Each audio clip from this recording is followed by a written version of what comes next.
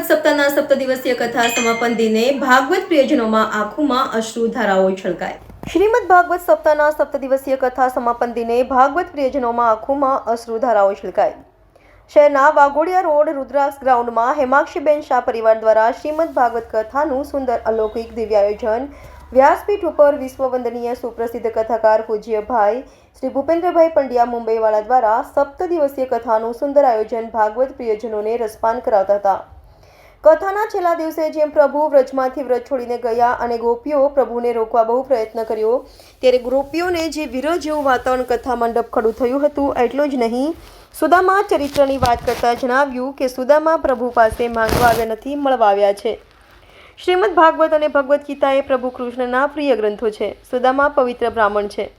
પ્રભુ સુદામાની દશા જોઈને રડી પડ્યા અને એના ચરણોમાં ઝૂકી ગયા અને આમ સુખ દુઃખમાં પ્રભુ દેખાય તે સાચો ભક્ત। પ્રભુને બ્રાહ્મણ પ્રિય છે તેનું શ્રેષ્ઠ ઉદાહરણ સુદામા છે। આ પ્રસંગે કથાકાર ભૂપેન્દ્રભાઈ પંડ્યાનો મનોરથી પરિવાર દ્વારા વિશિષ્ટ બહુમાન કરાયું। ભાગવત પોથીને ધાર્મિક પૂજા મંત્રોચ્ચાર કપિલભાઈ મુંબઈવાળાએ આધ્યાત્મિક રીતે 7 દિવસ શ્રેષ્ઠ સેવા કરી હતી અને પોથી યાત્રા છેલ્લા દિવસે શોભાયાત્રા રૂપે કથા મંડપમાં આજની ઘડી તે રળિયામણી રેજી મારો વાલોજી પધાર્યો અમારે આંગણે એમ સંગીત કલાકાર અને પંજાબના નૃત્ય પણ જોવા મળ્યા।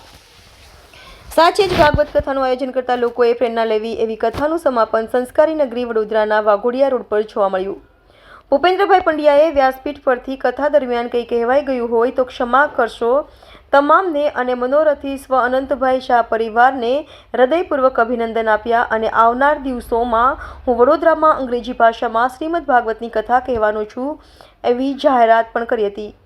વૈષ્ણવોએ તાળીઓના ગડગડાટ દ્વારા પૂજ્યશ્રીને વધાવી લીધા હતા। પરિવાર દ્વારા શ્રીમદ ભાગવત પોથી આરતી ઉતારી વિખૂટા પડ્યા હતા।